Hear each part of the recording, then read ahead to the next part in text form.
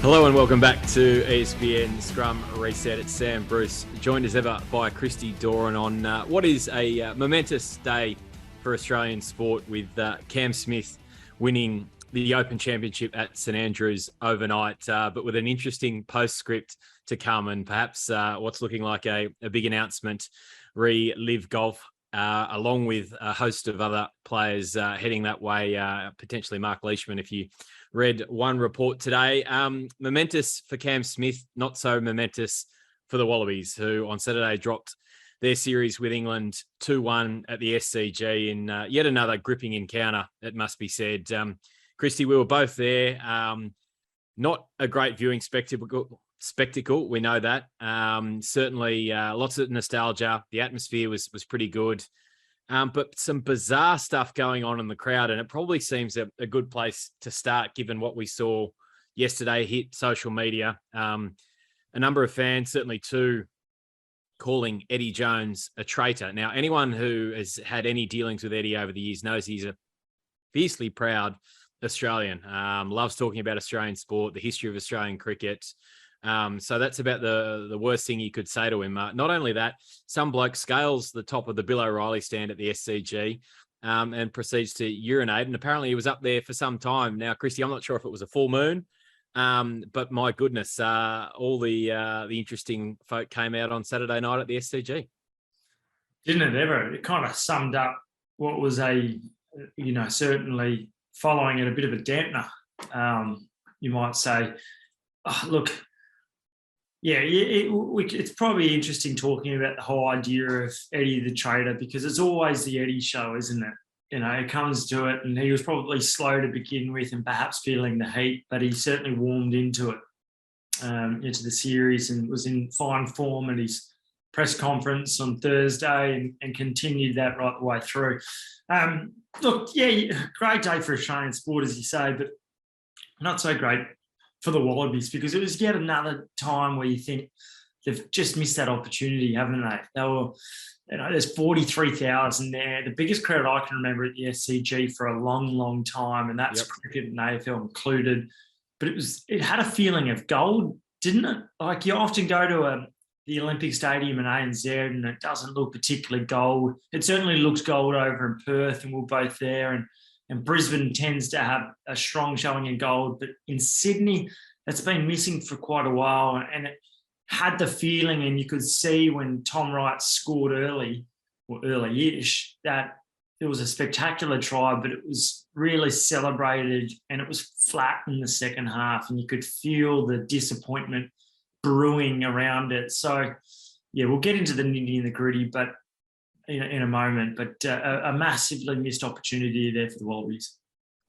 The nitty gritty, as you said, we were both there on Saturday night, and it was almost a feeling of pulling your hair out with what went on early doors. Certainly the break by Taniela Tupou off a nice little worked move, which looks like a Brumby special, which they kind of used to run to Tom Banks quite a bit. I'm not sure if it was exactly the same play, but certainly had that look about it. Goes through and throws a woeful pass to Nick Frost around his ankles. Every chance Nick Frost goes through and scores.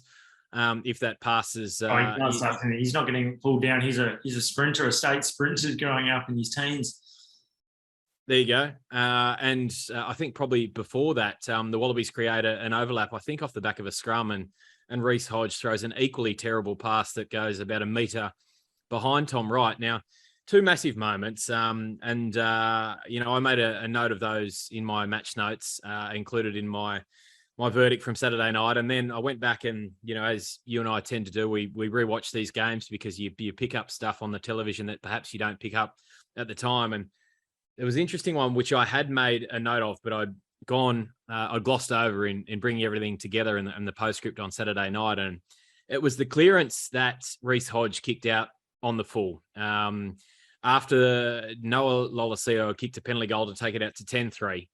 And it should be just the simplest of tasks, exiting your own end, even if you don't put the ball out on the full, which is obviously the desired outcome. But the way the Wallabies butchered that with just going outside the 22, and then the lack of comms, it's not up to the referee to communicate He's certainly bound by no law saying that he must say whether the ball is in or outside the 22. And Reece Hodge goes and boots that one deep into touch. He lets out a big F me. And it was kind of, for me, it was a little momentum shift. And that's what stood out for me. Not a whole lot else when I was rewatching the replay last night. Just one of those, those key Wallabies errors that we seem to, there's a real feel of a broken record about it, that we keep going back to the same old things, including those two issues around the Hodge and Tupu passes. I mean, you can go through and pick holes in any match, but on reflection, that just stood out for me as well. It's very much a one step forward as it was in Perth, and then two big steps back. Yeah, you're not wrong. Anyone that looked at the Australia A test where Reece Hodge played, it kind of continued the theme of just being underwhelming for the season. And Hodge was rather impressive under the high ball for the best part. He was pretty good in that area. Yep, absolutely. But, those not having the ability to hit your mark with the left to right pass, not good enough. No, he's the backup 10 if anything happens to Noah Lolesea. You've got to remember that. Look, it was one of the concerns that I had going into the test was, yes, James O'Connor had a very poor test and he absolutely stuffed 3 key moments in Brisbane. But by going away from him, set the tone of, well, we're bringing in a bloke who has played, but he's not played well, for a guy that had been playing well, who hadn't played a lot. And he's had, he's been put in a pressured situation off the back of a lot of injuries, a lot of moving components. And yeah, he didn't have his best and finest moments, but he missed by small margins. You would expect off the back of another week that player improves, and they should. And sometimes you get that moment and sometimes you don't. But I thought experience was going to be important in the decision makers at 10 and 15. Where I think the Wallabies lost the game was, yeah, and you can point to some of those key moments, but you can also point to decisions to turn down points, the real lateral play. It seemed like there was a real desire to always go wide first rather than forward. You compare it to Ireland, who have this brilliant ability to be able to manipulate defence, but also go back the short side. And it's not always one way. And then they draw in the numbers, and then we saw with the likes of Mark Hansen and Robbie Henshaw scoring. Hugo Keenan, yep. Hugo Keenan. There was James Lowe's impeccable ball as well. They found space through drawing numbers in and creating it. I don't think the Wallabies found as much space because it was pretty predictable in the end. They were doing a lot of the same attack. You think about that ball, that brilliant ball, and I think it was slipping inside to Tupou. Yep. That's in the middle of the field, played between forwards. Falafine scores as well. This isn't from the flashy stuff. And yes, Australia's wingers were actually, I thought, superb. I thought Marika was everywhere and doing what he usually does. Tom Wright was impressive, elusive. But you've got to have a lot more substance in the middle. And I think we played Rob Valentini and Harry Wilson out of the game because, the strengths that we saw there is Pete Samu. It's not Harry Wilson or not Rob Valentini, who often do a lot of the good stuff through the middle or just one or two out. It's not completely out wide. And we saw Pete Samu go close to scoring there. If you're going to play that game, I would have been having Pete Samu to begin with in front of a Harry Wilson. So I was a bit miffed by the tactics. They said that they didn't want to kick to Freddie Stewart, and potentially that's fair enough. But is that how you win games of Test match rugby, by going wide all the time, particularly when your skills aren't as silky as they need to be? I think there needs to be some real soul searching around how this Wallabies side wins, because we saw when they beat South Africa last year, it was built on the back of a really understated Quade Cooper, Nick White doing a lot of clever stuff around the ruck, and the forwards really fronting up. We haven't seen that over the last 3 tests, and I think they occasionally get ahead of themselves in how they want to play. And that's what I wrote about today, in fact, was, is the Dave Rennie game plan, which has only won 39% of test matches, albeit in 2 and a bit years, but 39% is really low. And you look at what he was doing at Glasgow, and they had an inability to win the really big knockout matches because they weren't playing knockout rugby. So some head scratching and some soul searching, I think, over the coming weeks before facing Michael Cheika's Argentinian side. How much ownership do you think Nick White and Noah Lolosio need to take on this? Because Dave in the post-match press conference said, yeah, we saw that there was space back on the inside and we wanted to use that. And my mind immediately jumped to the Bledisloe series last year where in all 3 games it was, we can see the space back there, but we're not putting the ball in behind. The message is not getting through. Now, clearly the message didn't get through again on Saturday night because, as you said, it was very much side to side. It was same way. And that change of angle where Tupu went through, as you mentioned, was probably about the only time we saw that. So is that a reflection on the leaders of the team, the halves in particular, Michael Hooper? Is Dave Rennie, is the message that he's delivering, is it not strong enough? Why isn't that getting through so that, these guys can make the adjustments? Because isn't that what halftime is for, to go, righto, the coach has made X amount of notes in his notepad, comes out and says, boys, we can see the space here. We can see it from the coach's box. If we make this slight adjustment, then we might be able to open them up. But let me put it this way. When do you think Nick White's at his best and the Wallabies are at their most threatening? Oh, it's clearly when he's bouncing out and he's sucking in that A and B defender for me and looking to either turn balls back on the inside and really, as I said, committing that A and B defender, that 1 and 2 and hitting guys in close at the line, right? But we just didn't see that at all on Saturday night, did we? No, and that's the point. That's the point. And people have been messaging me going, isn't that Tate McDermott's strengths? And I've asked and I've pushed back a little bit going, well, is that the structure that the game plan is built around? Is that what Dave Rennie is wanting at the moment? Because there was a lot played off 10 by Noah Lolosio, who's more of a distributing 10 at this stage. He's not, he was at his most threatening in Perth and in Brisbane in the final 25 minutes because he started running to the line and he was taking the line on. We didn't see that on the weekend. We didn't see Nick White challenge the line. We saw, and it becomes predictable because all of a sudden the English defence, they don't need to have to look inside. All they're doing is looking outside. So that was a curious thing, and it's a good. You're right to bring that up in terms of the space. I just think he was a bit deep at times, Lolosio, and he's got to challenge the line because otherwise it's just too predictable. And we saw when Tate came on, one thing he did do was challenge the line, and at times I don't think he necessarily did it effectively, and that's because I think it wasn't off quick ball. The forwards weren't quite very messy rucks. Yep.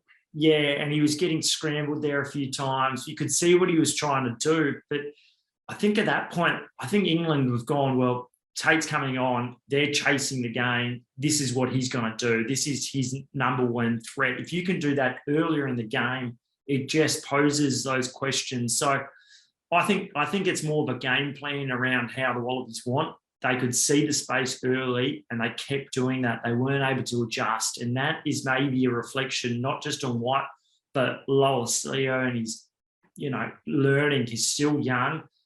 But, big calls were made around substitutions as well. I kind of raised it when Dave Rennie named his squad going, you've picked a specialist centre here, Len Ikitau. The only time you're going to really bring him on, is if there's an injury. It was a defensive option, I thought, and it was a surprising option because the Wallabies didn't change the way that they wanted to play there really in the second half. Sully Bunabala gets given 3 minutes. Is that the most effective use of your bench?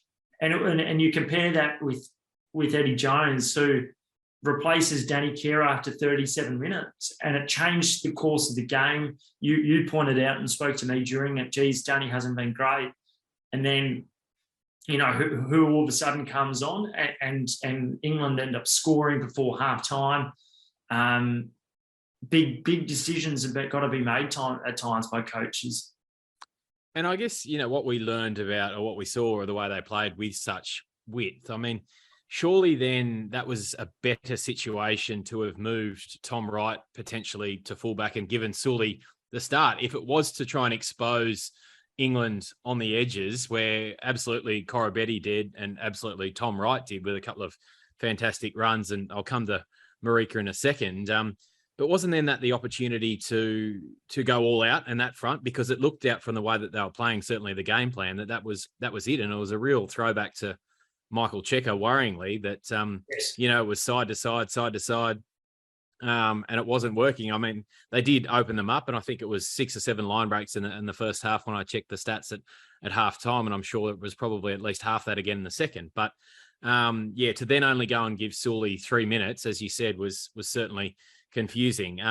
The other, just before we move away from there, the other thing that having a Sully Vunivalu does, and you compare it with Ireland, who do a barrage of kicks on the halfway line or even approaching the opposition 22, from that 10-metre line. They often kick and they put pressure on, but they back their guys, and so does England, like a Freddie Stewart, to win the ball in the air.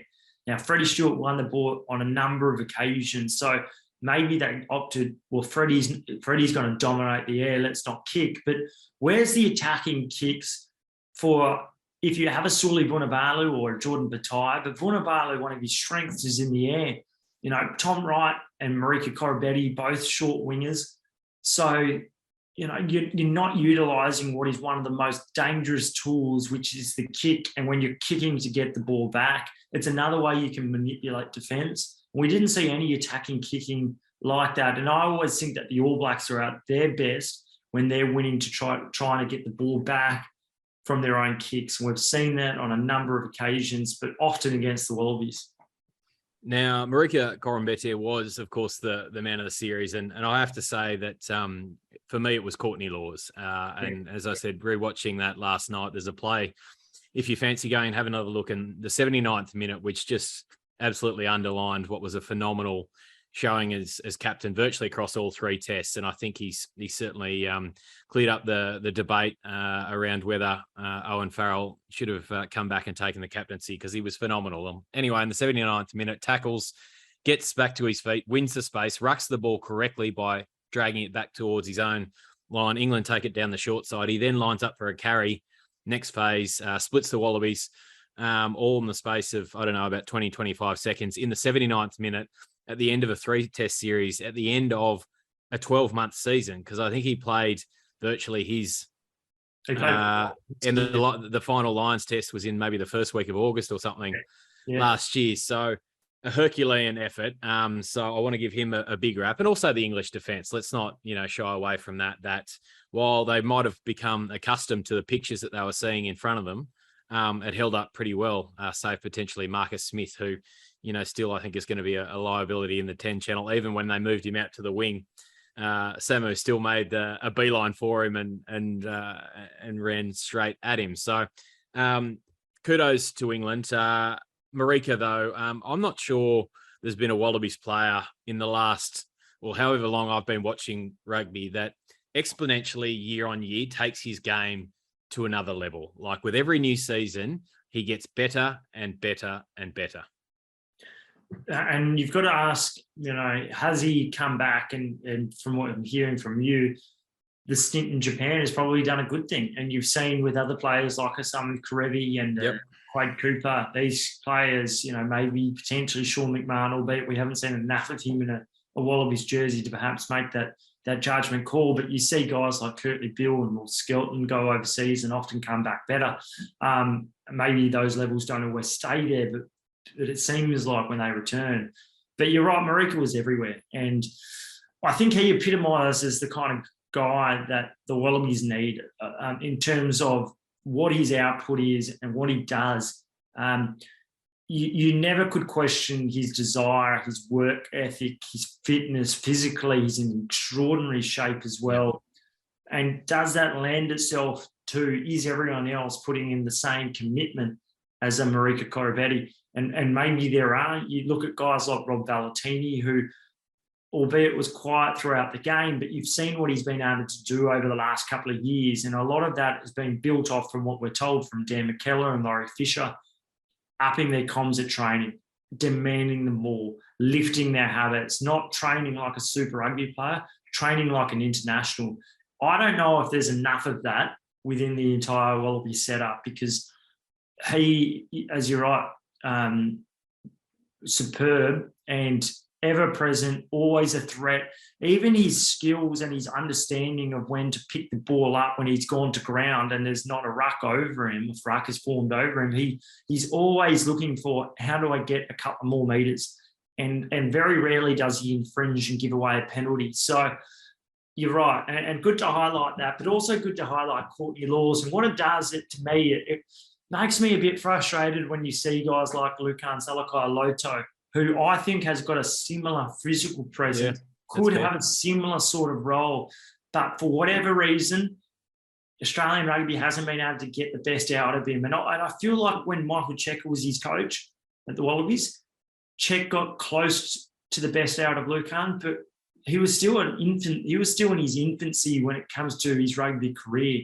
You know, Courtney is a seasoned pro who has been around for so long, but he's getting better with every year. Lukan, he's only about 7 years into his rugby career. He made the switch from rugby league, and he's just understanding of the game should be getting better, but we've never seen the best of him. And unfortunately, he's leaving at that time when he should be starting to come into the peak of his career. On the flip side, coincidentally, he's going to Northampton, which is Courtney Lawes' club. So, it was funny that, you know, in the week leading up to the Brisbane Test, Courtney, as you mentioned, a Saints player, they all caught up with Lukan. All the Saints guys caught up with him, had a coffee, and they all welcomed him. They all thought, geez, this guy's a physical specimen. And I asked him, Courtney, do you think Lukan, could he get up for this Test match if he was caught up? And he said, oh yeah, like, you know, this guy's obviously played a quarterfinal in 2019 against Lukan. He knows what he can do.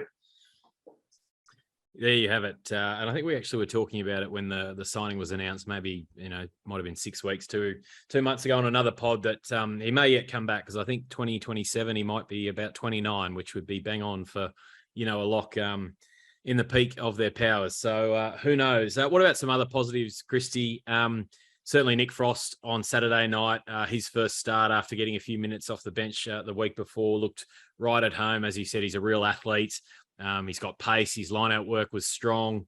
Got that early charge down, which really could have been a tempo setter, but didn't turn out to be on the back of those other mistakes. I think Dave Parecki certainly has made the hooker jersey his own, and that 1-2 punch between he and then Folau coming off the bench and adding that real ball-carrying threat later on after the set-piece work has been done and set by Parecki. And I guess probably Tom Wright has proven he is a real winger of class at international level, despite having a bit of deer in the headlights about him on occasion. He's another guy whose stocks were improved over the past few weeks. Yeah, once upon a time with Tom Wright, you'd say that it was rocks or diamonds, and I think we're starting to see more diamonds. I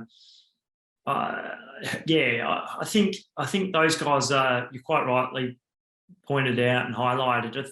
Nick Frost is young.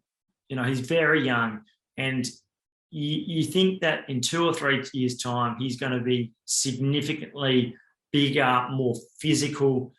But it's his second Test match, and you know, there shouldn't be too much put on his shoulders just yet. Yeah. Because, look, I still think that they desperately need another second rower. They're going to be hoping that Rory Arnold can play in this Argentinian Test. Otherwise, it's very light. You know, in the same way that Darcy Swain is going to continue to build into his body, I think there's a lack of just that physical toughness just at the moment in that second row, and you know that's a slight concern when you're going to face a Michael Cheika coached Argentinian side. So watch that space there. I was a bit underwhelmed, I've got to admit, with the back row, and I know that there's been injuries, but I don't think that they combined how they needed to. Certainly, I don't think we saw the best of Rob Valentini, and I don't think we saw the best of Harry Wilson on the weekend. He gave away a couple of penalties around the ruck too. So you're looking for where some positives are. Pete Samu was great off the bench in all 3 tests, I think. There's clearly some depth that's building across the squad, but you need to start to see more than just encouragement. You need to start to see some wins. And, we're still a year and a half away. And I know that where the Wallabies were starting 2 years ago was an extremely low ebb, given the change up and the new coaching structure and everything else. But there's still massive questions over the 6th position, still massive questions over at 10. And certainly there is a fullback as well. Who's the right option there? How do you get a consistent performer? Hey guys, if you like this podcast and you like footy, why not join myself, Matt Walsh, Jake Michaels and Champion Data's Christian Jolly as we break down all things footy with the help of the game's best statisticians. Get the ESPN Footy Podcast wherever you stream your podcasts every Tuesday. Now I guess we look ahead to Argentina. We've got a couple of 3 weeks off between now and then, and a real, I guess, intriguing start to the Rugby Championship for the Wallabies against Michael Checker's Pumas, as you mentioned earlier, who completed their series victory in dramatic circumstances over Scotland to win 2-1. And yeah, what a great weekend for international rugby across the board with 4 deciders and being split 2-2 between the two hemispheres. I guess then let's look at number 10. Does Quade Cooper come straight back in for that first test in Argentina? Yeah, it's a good question because he hasn't played in quite a while. I think he probably does, and if you do that, it's also another change at 12. We know that Samu Kerevi's not going to be there for the first 2 tests of the Rugby Championship. In my opinion, that means Hunter Paisami comes in at 12, and I think he probably combines with Alani Ikitau. We know that Izzy Parisi is going to be out for the rest of the year, which is devastating for him. His punch would have been, I think, pretty valuable, but yeah. You also imagine that Jordan Batai comes in and maybe he's at fullback, or at the very least he's in the squad. But there's some decisions that have to be made because it means that there's more changes now at 10, 12, 15. So look, it's a huge blow losing Kerevi because Kerevi and Quade would have been perfect. If they can get 1 win out of 2 matches here on this tour of Argentina, I think they would almost take it at this stage because this is going to be significantly tough against an Argentinian side who's now, got a bit of wind in their sails, yeah. Wind in their sails after an unbelievable comeback against Scotland with a couple of tries in the last 10, 15 minutes, including one on the bell. So, yeah, I think you have to return to Quade though. Ahead of Noah. I think Noah is maybe someone put back on the bench at this point, but Quade's experience, if he's fit and I think you need that experience, that composure, the ability to play in different styles, different brands. But big questions. And maybe O'Connor is thought of as a fullback because, without Andrew Kellaway being there, I think you need another calm head there. O'Connor's proved he's been pretty reliable under the high ball in recent years, and he's a calm head, experienced, and you need to find out a bit more about these players, I think, too. I'll play devil's advocate here then. You mentioned O'Connor looking fairly rusty when he came back off the bench in the first 2 tests.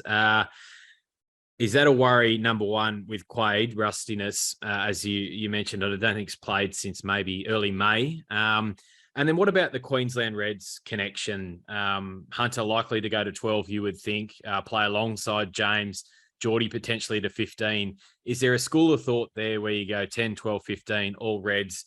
Okay, these guys might be short on reps, but that familiarity, that cohesion perhaps of playing together in Queensland could be then replicated at the Wallabies in Argentina. Yeah, there certainly is.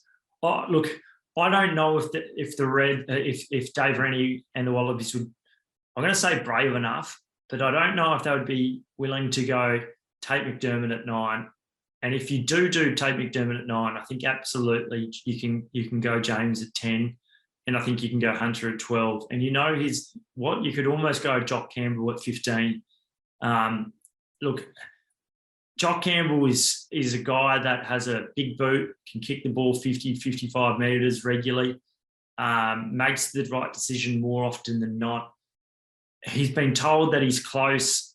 There was a reason why he wasn't brought back from the Pacific Nations Cup in Fiji because they wanted him to have more reps, to have more meters there, minutes.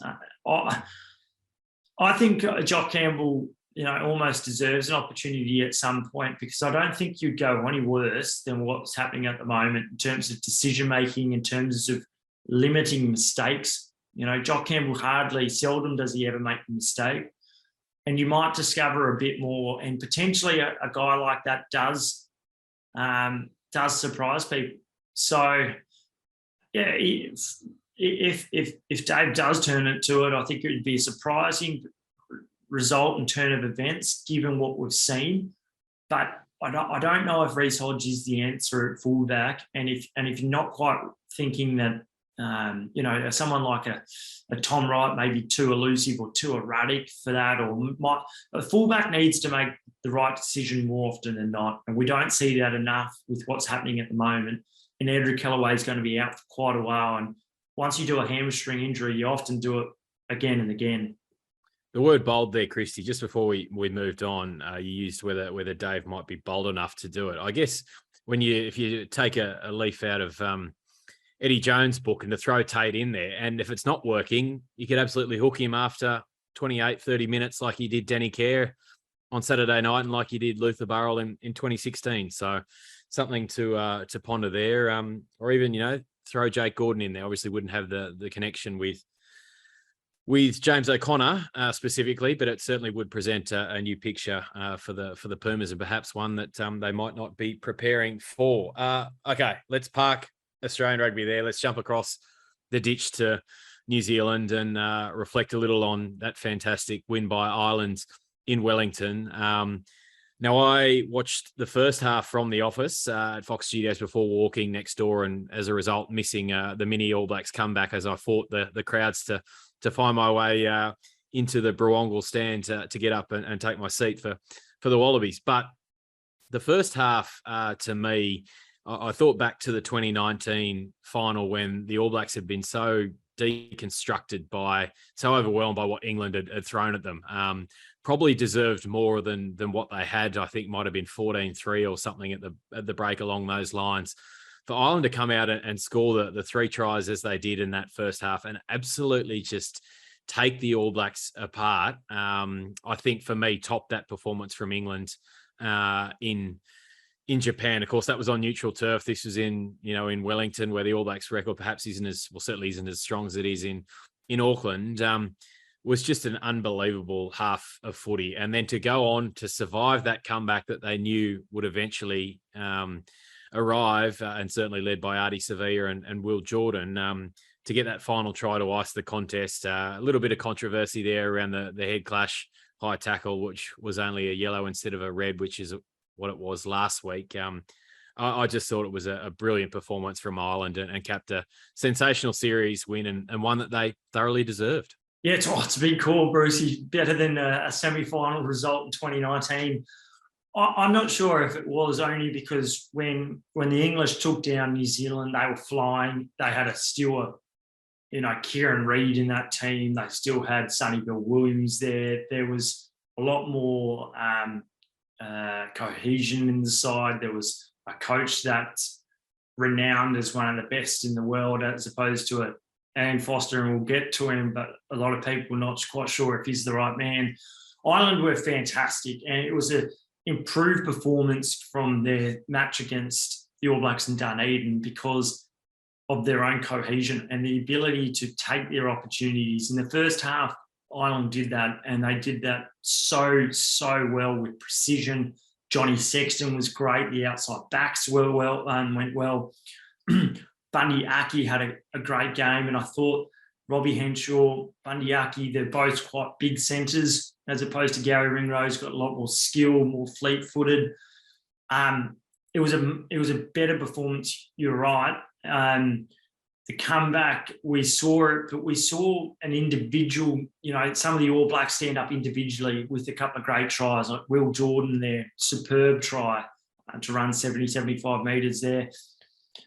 So, look, hard to compare matches over particular years, but outstanding. And what it does is it probably cements that Ireland are a genuine genuine hope at this next World Cup.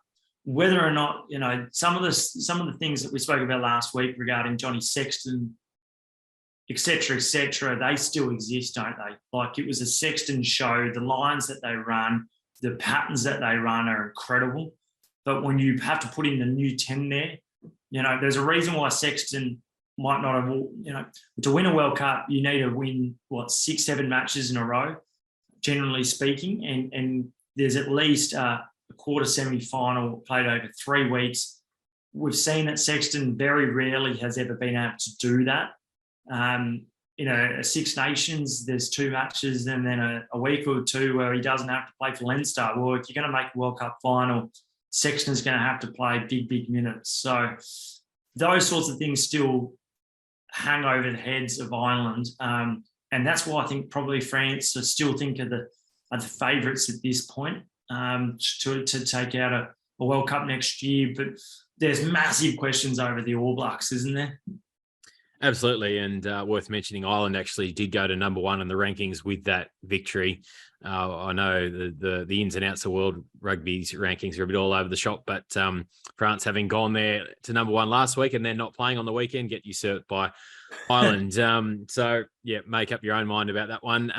You're absolutely right, mate. New Zealand rugby has gone, I won't say in the meltdown, because I think this, a lot of people have, and certainly we've spoken about it. I think we've done probably 2 or 3 pods where it's been a talking point, not just this year, but certainly last year as well. Our colleague Liam Napier has been on to talk about it in New Zealand. And I think we all saw it coming, didn't we? That this All Blacks team, and I think one of the big criticisms reading a bit of the media today, watching Sky Sports, the breakdown, and even hearing some of the All Blacks reflect on, the manners not there, the heart's not there, that they don't seem to be on the same page. And from what you're reading in between and around the lines, that I in no way think this is a squad that's united behind Ian Foster. I think there's players there that are ready for him to go. His ability to connect with them on a personal level and bring them all together into a cohesive unit. Because apart from, maybe it was Mark Hitton's piece in Stuff today, that New Zealand won 2 quarters out of the 3 matches. So what's that? 12. 2 out of 12 quarters if you break it down into blocks of 20 minutes across the 3 tests. And we all know that then they've absolutely always got that ability and will forever to blow teams out of the water within 15 minutes. We've seen it time and time again, the Bledisloe Cup. But a quality side like Ireland, who, as we mentioned, were able to regroup in that second half, go up, get the field position, kick to the corner, and then I'm not sure who scored the try, the breakaway, whose name escapes me, to peel off the ruck, which I thought at the time, he's gone too early here. And then to fight through the 3 defenders to plant that ball down, you just thought... Might be talking about Josh Van der Fleer. Van der Fleer, was it?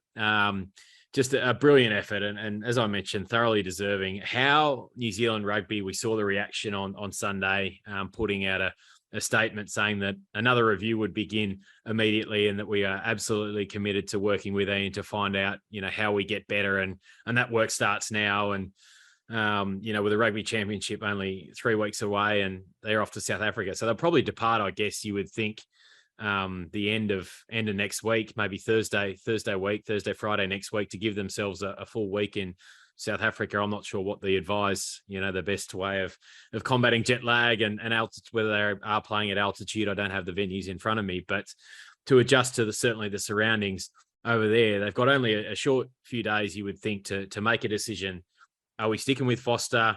Are we giving him the 2 games in the Republic to go up against the world champion Springboks, who, in most people's minds probably still remain the top dogs? And we know that the kind of rugby that they play at World Cups does work so well.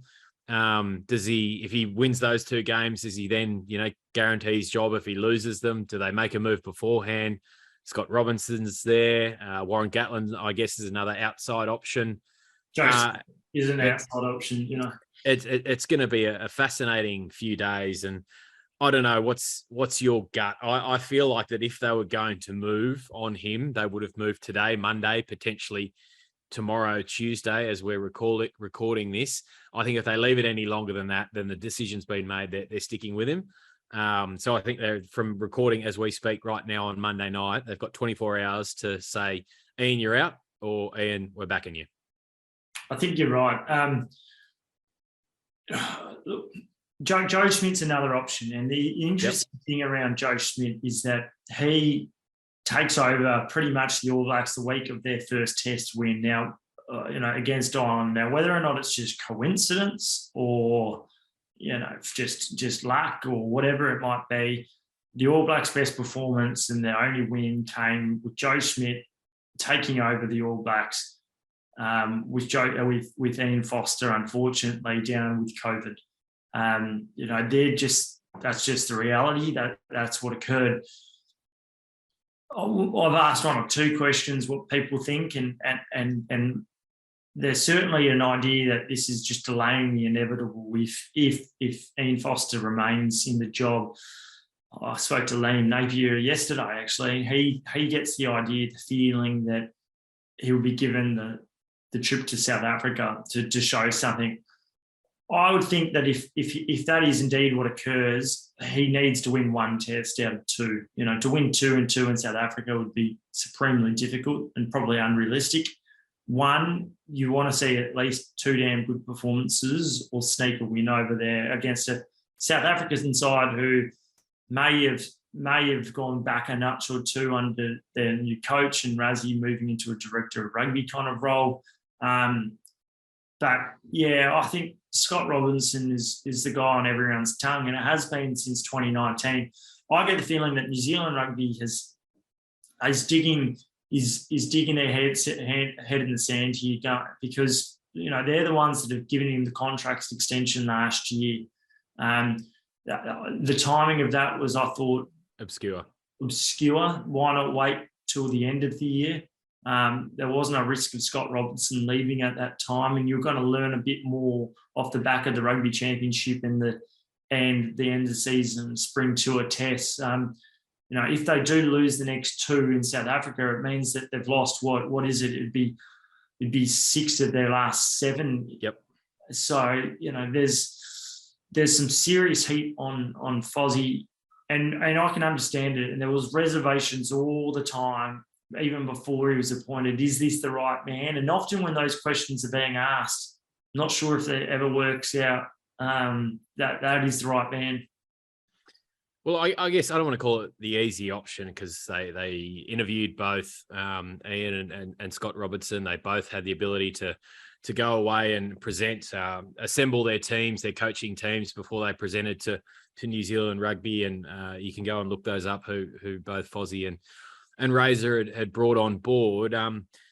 But it just felt to me at the time that it was Henry into Henry into Hansen into Foster. It was kind of continuing, a succession line of the same voices in the environment without having the same voices that had been so successful in 2011 and 2015.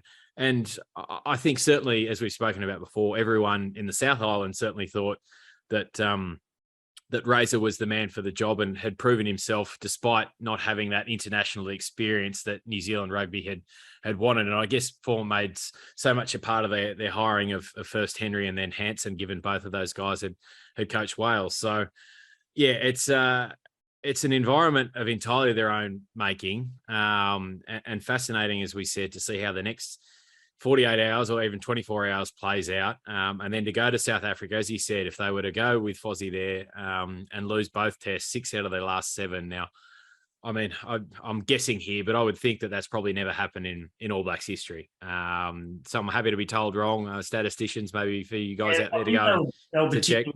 Particularly poor in that 98 period, but it wouldn't have happened in the last couple of decades. Obviously, they lost a couple in 2009 as well, but that was, I think, also overseas. It wasn't on New Zealand soil. So there's big questions around that. And people might ask, what's the difference between the Wallabies and the All Blacks here?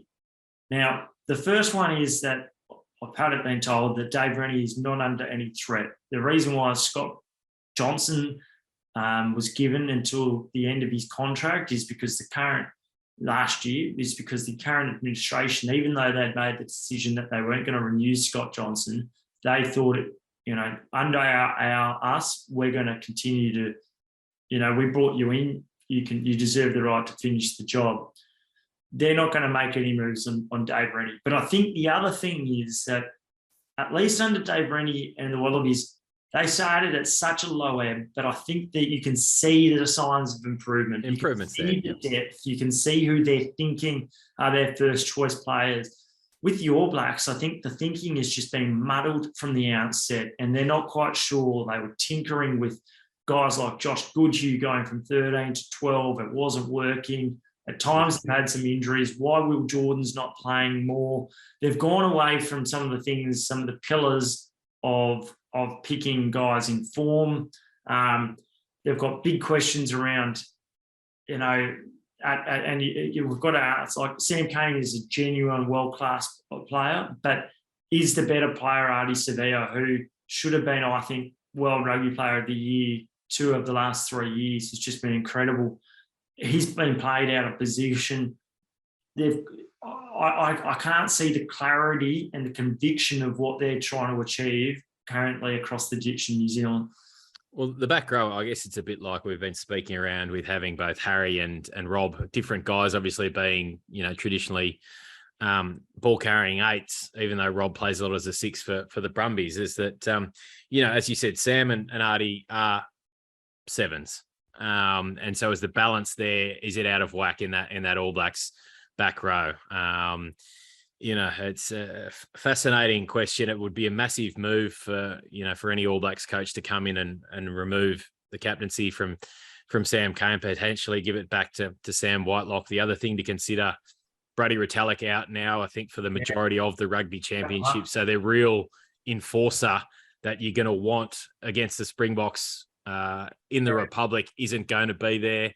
It's another massive issue to deal with. So does that perhaps play to, back in Foster's court that, another change when they're already behind the 8 ball on that front?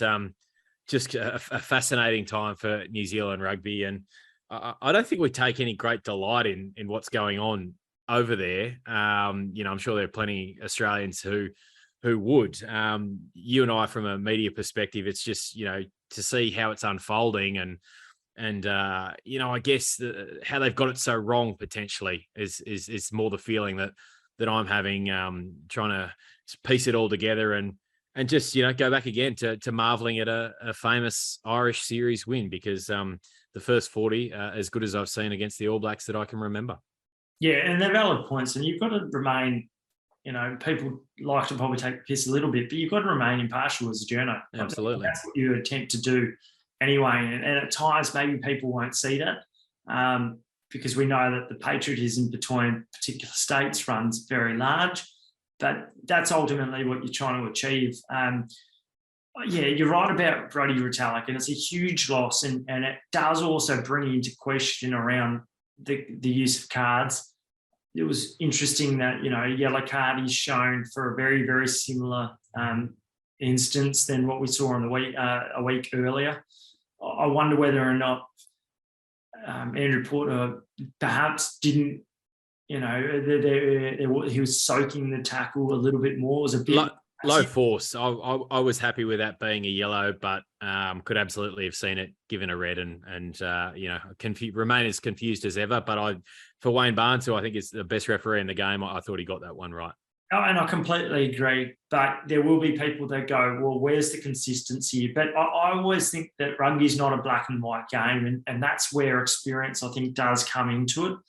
And, the fact that Angus Taubell is probably going to get 2 or 3 weeks, it'll be interesting to see if anything happens with Porter out of it. But you can never judge and you can never referee on outcome in terms of if a player is injured or not. And if we're doing that, you'd be seeing maybe people perhaps be more sympathetic towards the cards that are dished out at times. But that would be occurring left, right, and centre across both rugby league and rugby union. If you're only refereeing on outcome, you've got to mitigate it as much as possible. I thought the process that Wayne Barnes followed was the right one.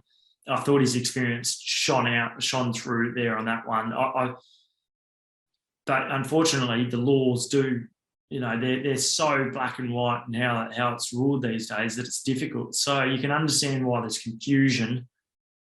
you just hope that some of these decisions are thought of with all the wider implications and not just completely on the health and safety, et cetera, et cetera. It's a fascinating one that Eddie Jones spoke about last week and spoke about in detail around him being frustrated with how it's gone because of that black and white concrete ruling, the iron fist that World Rugby's now encouraging its referees and officials to adjudicate with. Yeah, that story actually exploded on ESPN.com for us, even though it was probably a little bit late to be published on Friday morning. Mate, that's probably just about us. I think we've gone. That looks about an hour, maybe even in excess of. Fantastic to wrap up. Just a thrilling series, certainly between Australia and England. There's been so much to digest and really sink our teeth into equally across the ditch as we've just seen. So, mate, thanks for your time over the last few weeks. We might have a little bonus pod coming for you sooner rather than later, so there won't be a complete hiatus for the next 3 weeks while we await the start of the Rugby Championship, which I'm sure will be equally fascinating. Can't wait to it. Yeah, good to join, and it just sets up a really interesting year with both New Zealand and Australia, on the back foot to begin the year. And there's Eddie Jones has worked a bit of his magic, and they head home to England and holidays potentially with maybe an unlikely series win after being beaten in Perth. But good to join. Let us know your thoughts if you've got any particular areas to talk about over the coming days that we can try to get this next time we talk, probably around the Rugby Championship squad. Good And of course, the Com Games kicking off, I think maybe next week. I'm not exactly sure when the rugby portion of that is. Good luck to all involved. Certainly both New Zealand and Australia. The men's draw is virtually stacked. It may as well be another World Series stop, and certainly it's going to be hotly contested in the women's as well. So if you're looking for a bit of rugby over the next couple of weeks, that's probably a good place to start. Thanks, guys.